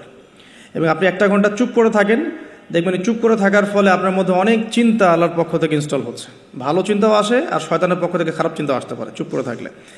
আর যদি আপনি বেশি বেশি জিকির করতে থাকেন, ফর এক্সাম্পল 100 বার সুবহানাল্লাহ, ফর এক্সাম্পল আলহামদুলিল্লাহ, আল্লাহু আকবার, লা হাওলা ওয়ালা কুওয়াতা ইল্লা বিল্লাহ, আস্তাগফিরুল্লাহ ওয়া আতুবু ইলাইহি, হাসবি আল্লাহ ওয়া নি'মাল ওয়াকিল। আপনি বলছেন লা ইলাহা ইল্লাল্লাহ অথবা লা ইলাহা ইল্লাল্লাহ ওয়াহদাহু লা শারীকা লাহ, লাহুল মুলকু ওয়া লাহুল হামদু ওয়া হুয়া আলা কুল্লি শাইইন কাদির, সুবহানাল্লাহি ওয়া বিহামদিহি, সুবহানাল্লাহিল আযীম অথবা সুবহানাল্লাহিল আযীম ওয়া বিহামদিহি। এরকম প্রচুর জিকির দেয়া আছে, কিন্তু এই বইয়ের মধ্যে দেয়া আছে। এগুলো যদি নিয়ম করে করি, আমরা একটা সময় ফিক্স করে করি যে আমি এই 1 ঘন্টা ফজরের নামাজের পরে এই জিনিসগুলো করব, তাহলে কিন্তু আপনি আপনার রোজার মধ্যে ইফেক্টিভ বিষয়গুলো খুঁজে পাবেন। তবে আমি এটা সাজেস্ট করি যে আপনি চলতে ফিরতে এই কাজগুলো করবেন। ঢাকা শহরে আমরা যারা থাকি, আমরা জ্যামের সাথে অভ্যস্ত। আমি বলবো যে জ্যাম যেমন একটা আযাব আমাদের জন্য, আমরা মানে বস্তুবাদিতার পিছনে বেশি ছুটছি, তো আল্লাহ পাক এই জন্য আমাদের সময়টাকে খেয়ে ফেলছে।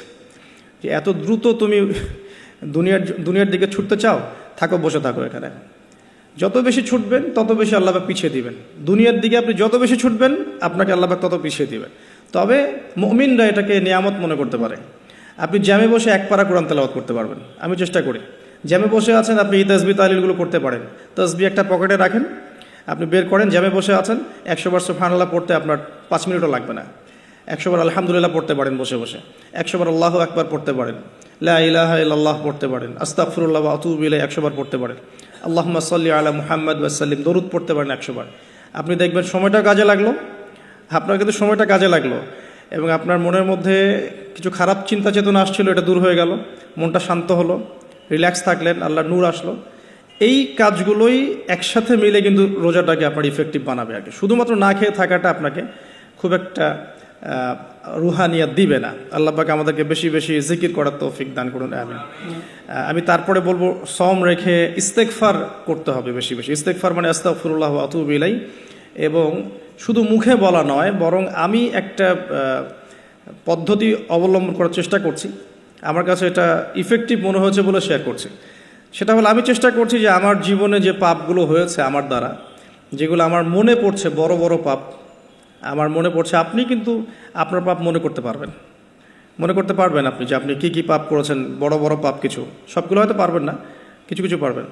তো একটা খাতা আমি নোট করার চেষ্টা করছি যে আমার জীবনে মেজর কি বড় বড় পাপ হয়েছে বলে আমার কাছে মনে হচ্ছে।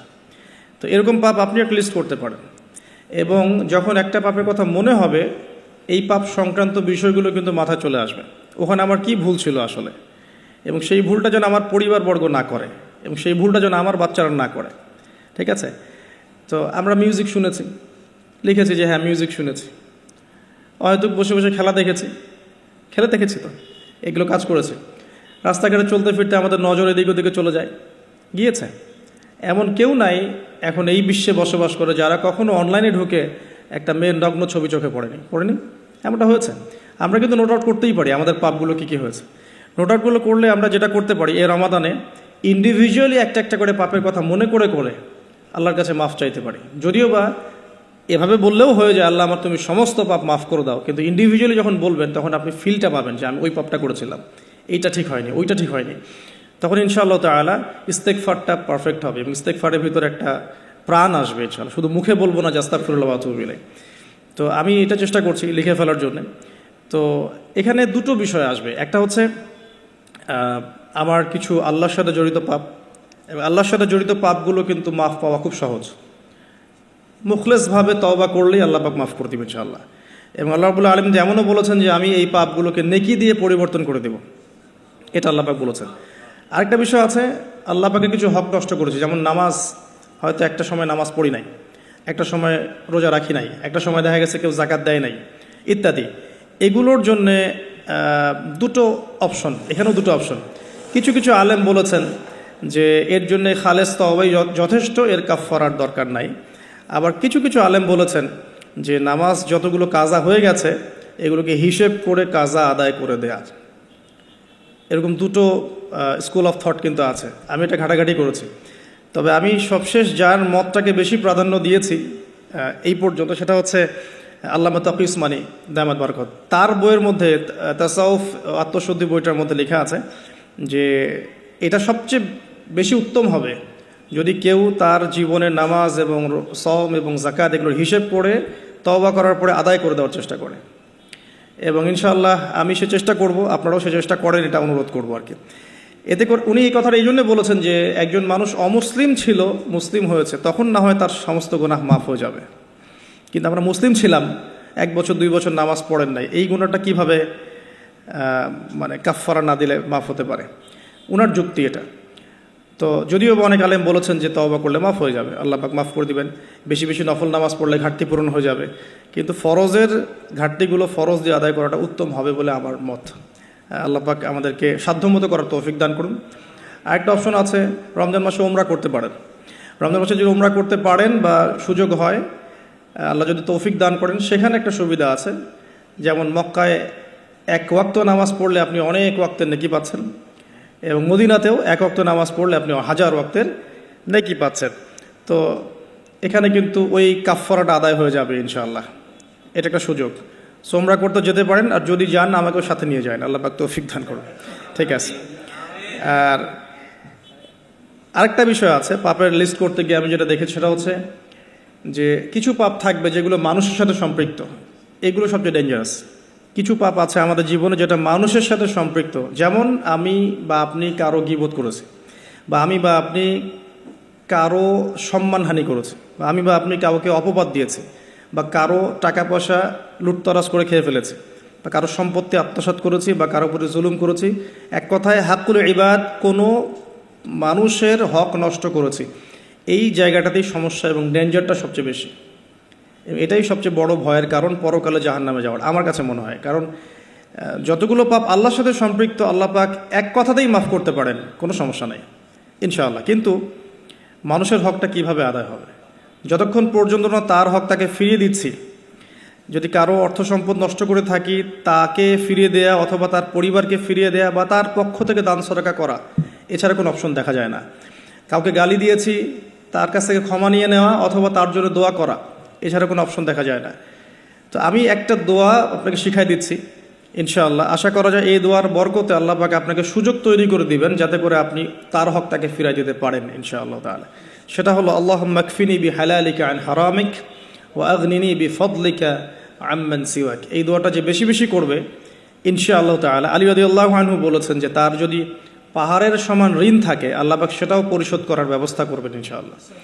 তো এটা ডেঞ্জারাস এই কারণে, যদি এগুলো আমরা দুনিয়াতে মিটিয়ে না যেতে পারি, তাহলে পরকালে এই ব্যক্তিরা আমাদের সামনে দাঁড়িয়ে থাকবে। সে আমাকে মিথ্যা অপবাদ দিয়েছে, সে আমার গীবত করেছে, সে আমার টাকা পয়সা নিয়ে দেয়নি, সে আমাকে গালি দিয়েছে, সে আমার উপর জুলুম করেছে। এরকম প্রচুর মানুষ কিন্তু কিয়ামতের মাঠে দাঁড়িয়ে থাকবে। এবং অনেক মানুষ কিয়ামতের মাঠে পাহাড়ের সমান নেকি নিয়ে উঠবে। ওঠার পরেও তাদের নেকি থেকে এই মানুষগুলোর হক আদায় করে দেওয়া হবে। যদি হক আদায় করতে গিয়ে নেকি শেষ হয়ে যায়, তখন এই মানুষগুলোর যে গুনাহ, এটা এই মানুষদের উপর চাপিয়ে দেওয়া হবে। তো এটা ডেঞ্জারাস। অনেক অনেক নেকির কাজ করেও পরকালে মিসকিন হওয়াটা নিতান্তই হতভাগ্য। আমরা চাই না আল্লাহ পাক এই কাতারে আমাদেরকে অন্তর্ভুক্ত করুন। একটু চিন্তা করে দেখেন, কেউ যদি কাউকে রেপ করে, তাহলে সে কত বড় সম্মানের ঋণগ্রস্ত হয়ে গেল, যেটা কখনো তার পক্ষে শোধ করা সম্ভব না।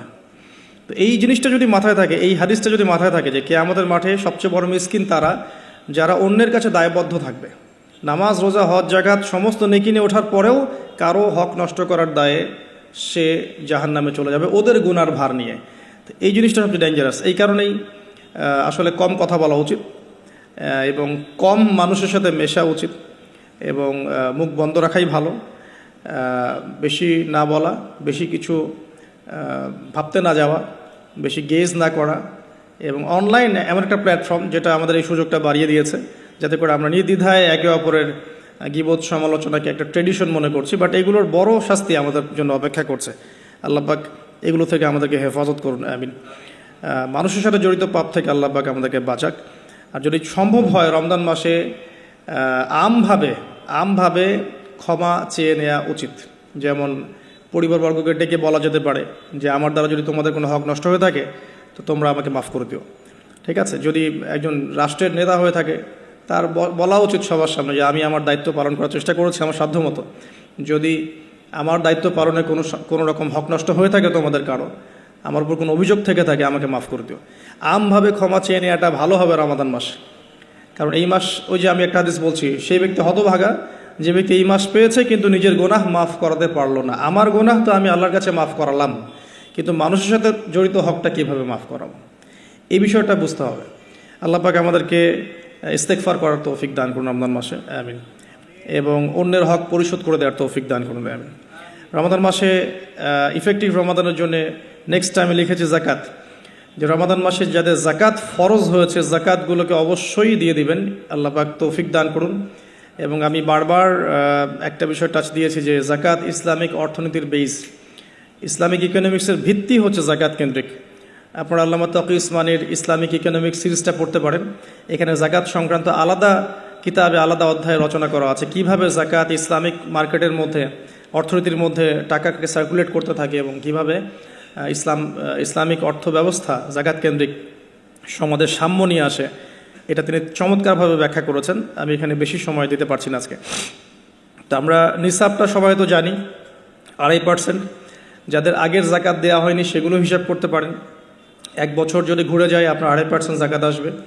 যদি শস্য থাকে আপনার ওসর আসবে, শস্য ফসলের জমিতে ওসর আসবে। এছাড়াও একটা দান আসবে স্পেশাল, সেটা হচ্ছে সাদাকাতুল ফিতর, যেটা আপনারা ঈদের আগের রাতে দিয়ে থাকেন বা ঈদের পরেও অনেকে দিয়ে থাকেন। তো এটাও একসাথে কালেক্ট করে দেওয়া যায়। একটা সামাজিক সংগঠনের উদ্যোগেও হতে পারে, রাষ্ট্রের উদ্যোগেও হতে পারে, মসজিদের উদ্যোগে হতে পারে, মাদ্রাসার উদ্যোগে হতে পারে। এটাকে কালেক্ট করে এটাকে সুন্দর করে খাতে বিতরণ করাটা বেশি ভালো হবে। আল্লাহ পাক আমাদেরকে তৌফিক দান করুন, আমিন। আরেকটা পয়েন্ট লিখেছি, বেশি বেশি নফল দান সদকা করা। রমাদান মাসে বেশি বেশি করে নফল দান সদকা করার চেষ্টা করা যেতে পারে। আমরা একটা রেস্টুরেন্টে বসলেই কিন্তু 400-500 টাকা বিল তুলে ফেলি। হ্যাঁ, আমরা তো এমনও চা খেয়েছি যে চায়ের দাম 220 টাকা। এটা ঢাকাতেই পাওয়া যায় এয়ারপোর্টে, স্পেশাল চা 220 টাকা আর কি। মানে কখনো কখনো এমনও হয়, এমনও ডাকাতি হয় যে আমি এটাকে এভাবে ব্যাখ্যা করতে পারি যে ধরেন একজন মানুষ প্রচণ্ড ক্ষুধার্ত, এত বেশি ক্ষুধার্ত যে তাকে আপনি যা দিবেন তাই খেয়ে ফেলবে। একজন ব্যক্তি 7 দিন কিছুই খায়নি, সে কোনো অন্যের সংস্থান তার ছিল না, 7 দিন কিছুই খায়নি, সে প্রচণ্ড ক্ষুধার্ত। এখন আমি তার সামনে 1 প্লেট ভাত নিয়ে গিয়ে বলছি যে এই 1 প্লেট ভাতের দাম হচ্ছে 3000 টাকা, তুই খাইলে খা, না খাইলে যা। এখন আপনি বলেন, যে ব্যক্তি এভাবে তার রিজিক অন্বেষণ করছে, এ রিজিক কি হালাল না হারাম? এগুলোই চলছে। আপনি এখন 1 প্লেট ভাত খেতে যান, এখন 1 প্লেট ভাতের দাম 10 টাকা। কিন্তু যখন আপনার প্রচণ্ড ক্ষুধা লেগেছে, এখন খেতেই হবে আপনাকে, এখন এই ভাতের প্লেটের দাম 1000 টাকা। খেলে খান, না খেলে যান। আর যদি না খান আপনি, তাহলে এটা আমি অন্য কাউকে খাওয়াবো যার 1000 টাকা না, বরং 4000 টাকা দিয়ে খাওয়ার সামর্থ্য আছে। এগুলোই চলছে, কোটটাই পুরো ডাকাতি। আল্লাহ পাক এইসব ডাকাতদেরকে হেদায়েত করুন, অথবা এদেরকে তাদের পাপের শাস্তি প্রদান করুন। এরপরে আমি বলবো যে বিষয়টা, সেটা হলো যে রমাদান মাসে কিছু প্রজেক্ট করেন আপনারা, যাদের সামর্থ্য আছে। ইফেক্টিভ রমাদানের জন্য কিছু প্রজেক্ট করতে পারেন, যেমন ইফতার প্রজেক্ট। যেমন আপনারা অনেকেই সামর্থ্যবান আছেন, অনেকের অনলাইন সেকশনে হয়তো পেজ আছে, গ্রুপ আছে। আমি জাস্ট পরামর্শ দিতে পারি, আপনারা কাজ করতে পারেন। যে যার জায়গা থেকে একটা ফ্যামিলির 1 মাসের ইফতারে কত টাকা যেতে পারে? হয়তো 2000, 2500, 3000, এতটুকু টাকা যাবে। আমরা কিন্তু চেষ্টা করলেই পারি যে এই রমাদানে আমি 100টা পরিবারের দায়িত্ব নিব।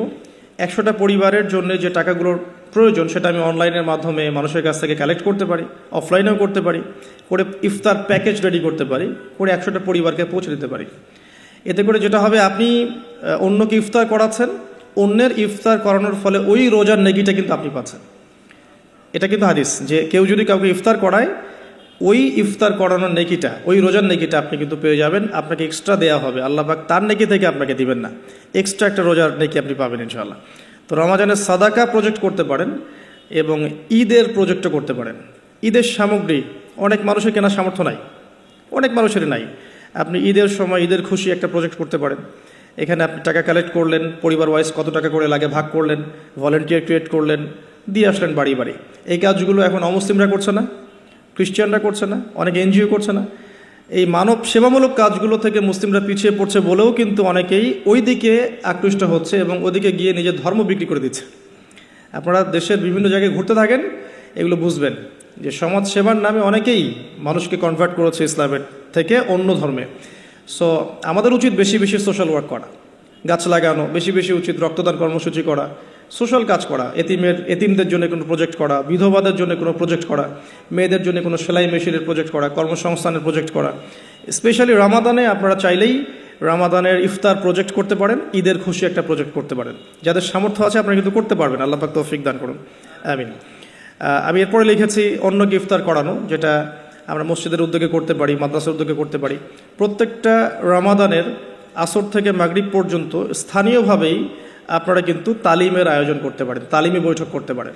আসরের নামাজ শেষ হয়ে গেছে, এখন যে কোনো একটা টপিকে বা একটা দুইটা হাদিস নিয়ে বা একটা কোরআনের আয়াতকে নিয়ে ইমাম সাহেব আধা ঘন্টা 1 ঘন্টা কথা বলবেন, এবং কথা বলা শেষ হয়ে গেলে আমরা সবাই যারা মসজিদে আছি একসাথে বসে ইফতার করে বাসায় যাব। এতে করে কিন্তু একটা সামাজিক হৃদ্যতা তৈরি হবে, রমাদানকে এনজয় করা যাবে। তো এটা আমরা করতে পারি, অন্যকে ইফতার করানো। আর আমি পয়েন্ট আউট করেছি একটা বিষয় স্পেশালি, সেটা হচ্ছে রমজান মাসে আত্মীয়তার বন্ধনগুলো জোড়া লাগাবেন। রমাদান মাসে যে ব্যক্তি আত্মীয়তার বন্ধনগুলো জোড়া লাগাতে পারবে না, অন্য কোনো মাসে সম্ভব হবে না হয়তোবা, ইল্লা মাশাআল্লাহ। রমজান মাসে সবার মন নরম থাকে, ইমানের তেজ বেশি থাকে, মানুষ পরকালমুখী কাজ বেশি করে। এই সময়টাই উত্তম সময় পরিবারের মধ্যে ফাটলগুলোকে জোড়া লাগানোর এবং আত্মীয়তার বন্ধনগুলোকে জোড়া লাগানোর। কেন করব? কারণ আমি আমার স্বার্থে করব। আল্লাহ রাব্বুল আলামিন বলেছেন, তার নবীর মাধ্যমে আমাদেরকে বলেছেন যে কেউ যদি পছন্দ করে তার রিজিককে প্রশস্ত করা হোক এবং তার নেক হায়াতকে লম্বা করা হোক, সে যেন আত্মীয়তার সম্পর্ক বজায় রাখে। আমি আবার বলছি, কেউ যদি পছন্দ করে, কেউ যদি চায় যে আমার রিজিকটা প্রশস্ত হোক এবং আমাকে আল্লাহ পাক লম্বা নেক হায়াত দান করুক, কেউ যদি এটা চায়, সে যেন আত্মীয়তার সম্পর্কটা বজায় রাখে। আর এক সৌভাগ্যবান ব্যক্তিদের সংজ্ঞায় একটা হাদিস এসেছে যে লিমান তালা উমরুহু ওয়া হাসুনা আমালুহু, যে ব্যক্তির হায়াতকে, নেক হায়াতকে লম্বা করা হয়েছে এবং নেক আমল বেশি বেশি করার তৌফিক দেওয়া হয়েছে, এই ব্যক্তি সবচেয়ে বেশি সৌভাগ্যবান। তো এর জন্য একটাই অপশন আছে, সেটা হলো আত্মীয়তার সম্পর্ক বজায় রাখা। আর যে ব্যক্তি আত্মীয়তার সম্পর্ককে ছিন্ন করবে, আল্লাহ রাব্বুল আলামিন তার সাথে সম্পর্ক ছিন্ন করবেন। আত্মীয়তার সম্পর্ক ছিন্নকারী কিন্তু জান্নাতে যাবে না। আর আমাদের এই সোকল্ড মডার্ন ওয়ার্ল্ডের মধ্যে আমরা এটা খুব বেশি দেখি যে আত্মীয়তার বন্ধনগুলো কিন্তু ভেঙে যাচ্ছে। আপনাদের ঢাকাতে প্রতি 24 ঘন্টায় 42টা ডিভোর্সের ঘটনা ঘটে, যেটা আমি পড়াশোনা করেছি। প্রতি 24 ঘন্টায় 39 থেকে 42টা ডিভোর্সের ঘটনা ঘটে এই শহরে, অনলি এই শহরে। সো এখন কিন্তু সম্পর্কগুলো আর আগের মতো নাই, সম্পর্কগুলো স্বার্থকেন্দ্রিক হয়ে গেছে। মানুষ মানুষের অবস্থানগুলোকে বেশি মূল্যায়ন করছে আর কি, এবং সবাই সবার স্বার্থটা দেখার চেষ্টা করে। লাভ লসের হিসেব আমরা বেশি করতে চাই, ছাড় দেওয়ার মানসিকতা আমাদের মধ্যে কম, সবর কম। আর এই টেকনোলজিক্যাল রেভলিউশন আমাদেরকে মেন্টালি অস্থির করে ফেলেছে আর কি। আমরা মানসিকভাবে স্থির না, খুব অস্থির, দ্রুত সিদ্ধান্ত গ্রহণ করতে চাই, দ্রুত রেজাল্ট পেতে চাই। সব মিলিয়ে আসলে আমরা একটা প্যানিক সিচুয়েশনের মধ্যে আছি। সম্পর্কগুলো খুবই ঠুনকো হয়ে যাচ্ছে দিন দিন। খেয়াল করে দেখেন, আমাদের আগের জেনারেশনের সম্পর্কের যে বেসগুলো ছিল এখনকার কিন্তু এটা নাই। সো রমজান মাস সে উত্তম সময় পরিবার এবং আত্মীয়র মধ্যে একটা সম্পর্কে বন্ড তৈরি করে, স্পেশালি ঈদের হাদিয়া পাঠানো, জামা বা কাপড় বা হাদিয়াগুলো গিফট পাঠানো। এতে করে দেখবেন যে একটা ভালোবাসার বন্ধন তৈরি হবে ইনশাআল্লাহ। মুসলিম সমাজের ঐক্যই সব কিছু, ঐক্য নাই মুসলিম সমাজের কিছুই নাই। আল্লাহ পাক আমাদেরকে বোঝার তৌফিক দেখ। রমজান মাসে একটা পয়েন্ট লিখেছে, আমি পরিবারকে টাইম দিবেন। অবশ্যই পরিবারকে টাইম দিবেন। আমরা যেটা করি মানি মেকিং মেশিনের মতো, সকালে বের হই, রাত্রে বাসায় ঢুকি, এই কাজটা করবেন না। দুনিয়ার ব্যস্ততাকে কমিয়ে আনুন, যতটুকু রিজিকে আপনার হয়ে যায় অতটুকুতে সন্তুষ্ট থাকুন। পরিবারকে টাইম দেন, স্ত্রীকে সময় দেন, মাকে সময় দেন, বাবাকে সময় দেন, স্পেশালি বাসার ছোটদেরকে সময় দেন, বাচ্চাদেরকে সময় দেন, ছোট ভাই বোনদেরকে সময় দেন। তাদেরকে রমজানে রোজা রাখতে উৎসাহিত করেন। নিষেধ করবেন না যে না খেয়ে থাকলে অসুস্থ হয়ে যাবে, এমন হবে না। ওরা এনজয় করবে। দেখবেন ছোট্ট মেয়ে, তাকে বলবেন যে তুমি দুপুর পর্যন্ত না খেয়ে থাকো, তোমার একটা রোজা হবে। অ্যাটলিস্ট ও শিখলো যে কী হলো, আজকে কয়টা রোজা করেছে, আজকে 3টা করেছে, মানে 3বার ভাত খাইছে সে, তারপরে 3টা রোজা হয়েছে আজকে। দেখবেন ও পরের বছর ঠিকই একটা রোজা রেখে ফেলছে। আমরা যখন 5 বছর 7 বছর বয়স, তখনও কিন্তু আমরা রোজা রেখেছি। আমাদেরকে উৎসাহ দেওয়া হতো যে একটা রোজা রাখলে তোমাকে 500 টাকা দেওয়া হবে। আর 500 টাকা তখন অনেক কিছু, 500 টাকা অনেক কিছু। তোমাকে একটা রোজা রাখলে তোমাকে একটা খরগোশ কিনে দেওয়া হবে, এরকম আমাদেরকে অফার দেওয়া হতো। তোমাকে একটা কিছু ওই যে ছোট ছোট পাখি আছে, এই পাখিগুলো কিনে দেওয়া হবে যে রোজা থাকো। তো ছোটদেরকে উৎসাহিত করা উচিত। ছোটদেরকে আমরা উৎসাহিত করব, ডিসকারেজ করব না। ওরা পারবে ইনশাআল্লাহ, ওদের মধ্যেও সেই ক্ষমতা আছে। আস্তে আস্তে আস্তে দেখবেন যে ওরা করতে করতে শিখে ফেলবে ইনশাআল্লাহ। ছোটোদেরকে রমজান মাসে আপনি হাতে করে হাত ধরে নিয়ে যাবেন মসজিদে, জামাতে নামাজ পড়ানোর জন্য নিয়ে যাবেন, 2-1 বার হলো তারাবিতে নিয়ে যাবেন, ওরা খেলুক সেখানে, ওরা ওখানে গিয়ে দুষ্টামি করে, কোনো সমস্যা নাই। আমরা খুব ধমক দিই ওদেরকে, তাড়িয়ে দিই। এই কাজটা টোটালি একটা বাজে কাজ। এবং অন্য অন্য মুসলিম কান্ট্রির মসজিদগুলোতে গিয়ে দেখবেন তারা কিন্তু উৎসাহিত করে। ইভেন হারাম শরীফে গিয়ে দেখবেন এই মাতাফের পাশে যখন যে বিশাল যে ফ্লোর আছে, এখানে বাচ্চা কাচ্চারা অনেক জোরে জোরে দৌড়ায়, চকলেট খায়, বেলুন নিয়ে খেলে, ওখানে কত কি করে। আমরা নিজেরাও খেলেছি ওদের সাথে। তো পরিবেশটাই দেখে মনে হয় মাশাআল্লাহ ইসলামিক একটা রুহানিয়াত পরিবেশ, ইসলামিক সংস্কৃতির পরিবেশ। সো আমরা মনে হয় বাচ্চাদের প্রতি বেশি জুলুম করে ফেলি আর কি। বাচ্চাদেরকে এত ধমক দেওয়া যাবে না, ওদেরকে সময় দিতে হবে, ওদেরকে রোজা রাখতে উৎসাহিত করা উচিত, গিফট দেওয়া উচিত, এবং ওদেরকে বোঝানো উচিত যে এগুলো আমরা করছি আল্লাহর জন্যে, আল্লাহকে চিনতে শেখানো উচিত। আমি লুকমান হাকিমের প্যারেন্টিং নিয়ে একটা লেকচার দিয়েছিলাম, ওখানে আপনারা দেখতে পারেন যে লুকমান আলাইহিস সালাম কীভাবে তার সন্তানকে উপদেশ দিচ্ছেন। তো ওভারঅল বাচ্চাদেরকে টাইম দেওয়া এবং তাদেরকে উৎসাহিত করা আমার মনে হয় রমাদানের সৌন্দর্য আরও বৃদ্ধি করবে ইনশাআল্লাহ তাআলা। আরেকটা পয়েন্ট আছে, সেটা হলো দুনিয়ার ব্যস্ততা আপনাকে কমিয়ে আনতে হবে রমজান মাসে, এবং টেকনিক্যাল কিছু কাজ করা উচিত, যেমন বাজারঘাট এগুলো আগে করে ফেলতে পারেন যাতে করে আপনাকে কম বাজারে যেতে হয়। যদি আপনার কাছে সামর্থ্য থাকে ঈদের শপিং করে ফেলা, যাতে করে লাইলাতুল কদর আপনার মিস না হয়। লাইলাতুল কদর মিস হওয়ার সবচেয়ে বড় রিজন কি আমাদের দেশে? লাস্টের দশকে মার্কেটে থাকা, এটা সবচেয়ে বড় রিজন। অনেকে মার্কেটে ঢুকলে একবার বেরোতে চায় না, সাথে ওয়াইফকে নিয়ে গেলে আরও মুশকিল আছে। আপনি বেরোতে চাইলেও সে বেরোতে দিবে না, এটা হয়নি, ওটা ম্যাচিং হয়নি, ওইটা ম্যাচিং করতে হবে, এটা করতে হবে, অবস্থা খারাপ। আর কখনোই আপনি আপনার স্যালারিকে নিয়ে মেয়েদের হাতে তুলে দিয়েন না যে যাও তোমরা মার্কেটে গিয়ে শপিং করে আসো, এই কাজটা করতে যায় না। নিজেও নিজের সওম আর আধ্যাত্মিকত্ব নষ্ট করবে, আরও 10 জনের রোজার নষ্টের ভাগিদার হয়ে যাবে। এই জায়গায় আরেকটা কথা আমি অ্যাড করব যে আমাদের পরিবারবর্গের মহিলারা যেন রমজান মাসে বেপর্দায় না থাকে। রমজান মাসে বেপর্দায় না থাকে মানে এই মাসে অভ্যস্ত হয় যাতে সারা বছর কিভাবে আমি পর্দায় থাকতে পারি। রমাদান মাসে খাস পর্দায় চলে আসা উচিত, তাদের বোরখাগুলোর পর্দাও ঠিক করা উচিত। আমি তো আসলে এই বিষয়ে বেশ কথা বলেছি। তাদের কথা, তাদের হাঁটা চলা, তাদের চোখের চাহনি, তাদের অঙ্গভঙ্গি, প্রতিটা বিষয়ের মধ্যেই পর্দা আছে। আসলে শুধুমাত্র কাপড়ের পর্দা বোঝানো হচ্ছে না এখানে। তাদের কথা, তাদের মেন্টালিটি, ওদের আচরণ, হাঁটা চলা, ওঠা বসা, চাহনি সব কিছুই পর্দার অন্তর্ভুক্ত। এই বিষয়টা আমাদের মা বোনদেরকে বুঝতে হবে যে পর্দা শুধুমাত্র পোশাকের নাম নয়, এটা একটা মানসিকতার নাম, যে আমি নিজের লজ্জাশীলতার প্রকাশ ঘটাবো, এটাই হচ্ছে পর্দা। এরপর তো একটা পোশাক লাগবেই, এবং সেটা হবে ঢিলে ঢালা পোশাক, এত বেশি টাইট ফিটিং না যে গায়ের কাঠামো বোঝা যায়, এত পাতলা নয় যে বাইরে থেকে ভিতরের অঙ্গ দেখা যায়, অমুসলিমদের সাথে সাদৃশ্যপূর্ণ নয়, এবং মেয়েরা ছেলেদের পোশাক পরতে পারবে না, যেটা আমাদের শহরে ফ্যামিলিস্ট রেভলিউশনের মাধ্যমে ছড়িয়ে গেছে। এবং এই শহরে চলে কিভাবে আমরা চোখের পর্দা করব, এটা একটা বড় চ্যালেঞ্জ। এবং এমন কেউ নাই যার ঘরে আসলে বাবা নাই, ভাই নাই, স্বামী নাই, থাকার পরেও যখন মেয়েরা বের হচ্ছে তো বুঝতে হবে যে ব্যর্থতা আসলে আমাদের মধ্যেও আছে। তো আমরা রমজান মাসে আমাদের মা বোনদেরকে কন্ট্রোল করি, পর্দা শিখাই, এবং এটা ডিফিকাল্ট, কারণ মেয়েদেরকে কন্ট্রোল করা ডিফিকাল্ট। আপনি বেশি চাপ দিতে যায় না, তাহলে ভেঙে যাবে, আবার ছেড়ে দিলেও কিন্তু ওই অবস্থা থেকে যাবে। তো উত্তম নসিহতের মধ্য দিয়ে তাদেরকে দিনী পরিবেশের মধ্যে নিয়ে এসে দিনের কথাগুলো বোঝানো, বলা এবং পর্দার দিকে উৎসাহিত করা। স্পেশালি ওদেরকে বেশি বেশি মার্কেটে শপিং করতে না পাঠানো, এবং আপনার পুরো মাসের স্যালারিগুলোকে নিয়ে এসে একবারে হাতে গুঁজে দিয়ে রমজান মাসে যদি বলেন যে শপিং করে আসো, রোজার আধ্যাত্মিকতা থাকবে না। আল্লাহ পাক বোঝার তৌফিক দান করুন, আমিন। দুনিয়ার ব্যস্ততা কমিয়ে আনুন এবং পরকালীন কাজ বেশি বেশি করুন রমজান মাসে। আর দুটো কাজ আমি বলবো, একটা হচ্ছে ডেইলি সুন্নাহ। আমাদের প্রত্যেকটা দিন কিছু ডেইলি সুন্নাহ আছে। এই সুন্নাহগুলোতে অভ্যস্ত হওয়ার সবচেয়ে সেরা সময় হচ্ছে রমজান মাস। আমরা নর্মালি অনেক সময় ঘুমিয়ে পড়ি, রমজান মাসে ঘুমের আগে একটু সুন্নাহগুলো আমল করে ঘুমাই। নর্মালি বাথরুমে যাই, রমজান মাসে চেষ্টা করি যে বাথরুমে যাওয়ার আগে পরের দোয়াগুলো শিখে ফেলি। নর্মালি আমরা খাওয়ার আগে আমরা পরে আমরা দোয়াগুলো শিখি। প্রতিটা কাজের কিন্তু দোয়া আছে, প্রতিটা কাজের সুন্নাহ পদ্ধতি আছে, এবং এই সুন্নাহগুলো শেখার জন্যে বাংলাদেশের প্রেক্ষাপটে সবচেয়ে বেস্ট প্ল্যাটফর্ম হচ্ছে তাবলিগ জামাত প্ল্যাটফর্ম। এটা আমার মত, আমার সাথে অনেকে দ্বিমত করতে পারেন। আমি দ্বিমতকারীদের ব্যাপারে মোটেও চিন্তিত নই, এবং আমি সমালোচনা জবাব দেওয়ার ক্ষেত্রে খুব পটু নই। শুনতে আমি বেশি পছন্দ করি। কিন্তু আমার মত হচ্ছে তাদের সাথে যদি আপনি থাকেন 3 দিন 5 দিন 7 দিন একটু সময় দিয়ে আসেন, আপনি কিন্তু সুন্নাহগুলো শিখতে পারবেন, কোন কাজের কি সুন্নাহ।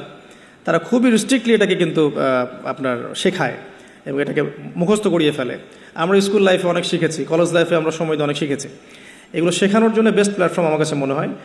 সো এছাড়াও বইপত্র পাওয়া যায়, কিন্তু বইপত্র পড়ে আমরা যতটা শিখতে পারি সহচর্যে গিয়ে আরও বেশি শিখতে পারি। এই জন্য বলছি যে সময় দিতে পারেন 3 দিন, এতে করে আপনি সুন্নাহগুলো শিখতে পারবেন। আর একটা পয়েন্ট বলে আমি শেষ করতে চাই এই জায়গা থেকে, সেটা হলো রমাদান মাসের সবচেয়ে বড় বিষয়, সেটা সবচেয়ে মেজর, সবচেয়ে বড় বিষয়টা হচ্ছে এই মাসে কোরআন নাজিল হয়েছে। সো এই মাস মানেই কোরআন। আপনাকে এই মাসে অন্য বইপত্র পড়াও বন্ধ করে ফেলতে হবে। যদি আপনার এক্সাম থাকে সেটা আলাদা বিষয়, আপনি এক্সাম আছে, আপনি পড়ছেন, পরীক্ষা দিবেন, সেটা আলাদা বিষয়। আর দেখা যায় বেশি বেশি এক্সামগুলো এই মাসেই হয়ে যায়, খেলাধুলার সিজন এই মাসে হয়ে যায়। হ্যাঁ, দেখবেন world cup cricket, world cup football, অমুক কাপ তমুক লিগ সব এই মাসেই হয়। এগুলো কাকতালীয়ভাবে হয় না আসলে। এই মাসেই দেখবেন যে ফিলিস্তিনের উপর হামলা হতে পারে, এই মাসে দেখবেন মুসলিমদের নির্যাতন বেড়ে যায়। এই মাসটাকে টার্গেট করা হয় আর কি। যাই হোক, এই মাসে বাজার বেড়ে যায়, বাজারের দাম, জিনিসপত্রের দাম বেড়ে যায়, সিন্ডিকেট বেড়ে যায়, নিত্য প্রয়োজনীয় দাম বেড়ে যায়। এই মাসটাকে কেন্দ্র করে অনেক শয়তানি কাজও হয়ে যায়, কারণ শয়তান তো জানে যে এই মাসে তো আমি লক থাকবো। তো এই মাস আসার আগে আমাকে কাজগুলো পুরো প্ল্যানিংভাবে করে ফেলা উচিত, যাতে করে আমি লক থাকলেও সিস্টেম চলতে থাকে। আসলে তাই হয় আর কি, বিষয়টা এমনই থাকে। যাই হোক, রমজান মাস মানেই কোরআন। তো এই মাসে কোরআনকে সময় দিতে হবে আপনাকে টোটালি ডিভোটেড হতে হবে কোরআনের প্রতি। আমি কয়েকটা ক্লাসিফিকেশন বলে দিই, যে যারা কোরআন পড়তেই জানেন না, একদমই পড়তে জানেন না, তাদের জন্য এই মাসের টার্গেট হচ্ছে আমি 30 দিনে মিনিমাম কোরআন তেলাওয়াত করা শিখবো। অ্যাটলিস্ট তিলাওয়াত আপনি টার্গেট করেন, যে আমার টার্গেট এই মাসে তিলাওয়াত শেখা। যারা তিলাওয়াত করতে জানেন তাদের টার্গেট এই মাসে একবার হিপস করা, একবার রিডিং পড়া, জাস্ট একবার খতম দেওয়া, জাস্ট খতম। আপনি শুরু থেকে শেষ পর্যন্ত একবার খতম দিবেন। পার ডে আপনি একটা করে পারা তিলাওয়াত করবেন। যে তিলাওয়াত করতে পারে তার জন্য এটা, যে হিপস করেছে তার জন্য এই মাসের টার্গেট হচ্ছে তাকে আবার পুরো হিপসটাকে এই মাসে চর্চা করতে হবে। এটা তার লেভেলটা একটু বেশি, লেভেল ওয়াইজ এক এক মানুষের যোগ্যতা এক এক রকম। কেউ তেলাওয়াত করতেই জানে না, তার টার্গেট হচ্ছে আমি এই মাসে তেলাওয়াত করা শিখবো, অনলাইনে হোক অফলাইনে হোক, এনি হোক আপনাকে শিখতে হবে।